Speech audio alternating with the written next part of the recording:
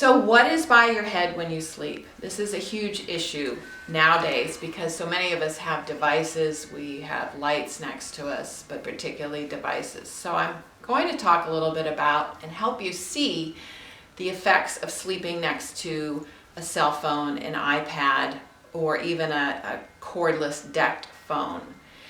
And we have a corded phone. We return to a landline, so if we get a call in the middle of the night, this is what we have. And as you can see, there are no radio frequencies coming from this. There's no wireless technology involved with a landline, so I highly recommend a landline going back to the old-fashioned way. Now, this is the cordless phone that we used to have.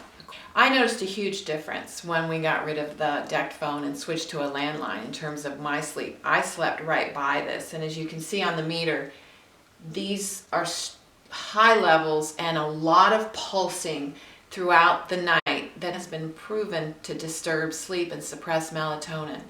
So as much as possible, we don't want any type of pulsing radio frequencies throughout the night. We want that down as low as possible. And I know we can't control that with wireless in the neighborhood, but in our own, where we're sleeping, in our own room, we don't have to sleep next to a device like a decked phone, a cordless decked phone.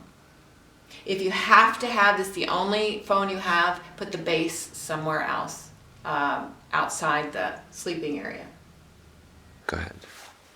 Okay, so a lot of people sleep next to their cell phone.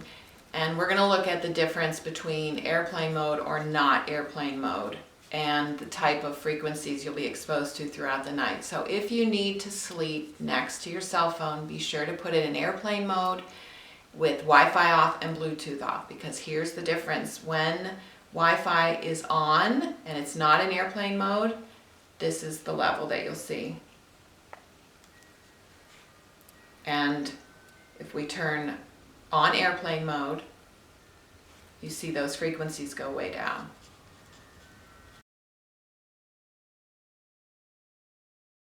But ideally, you would sleep next to a battery-operated alarm clock. That's the ideal. And keep all devices away from you. But at least with airplane mode and Wi-Fi off and Bluetooth off, it's much better than if those are on.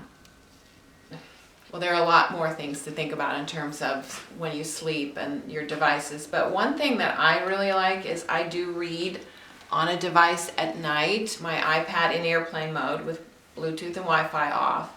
And I wear these glasses because these suppress the blue light that you'll see. Now there's an app that you can also put on here to filter the blue light, because the blue light is tricking the brain into saying, I want to stay awake.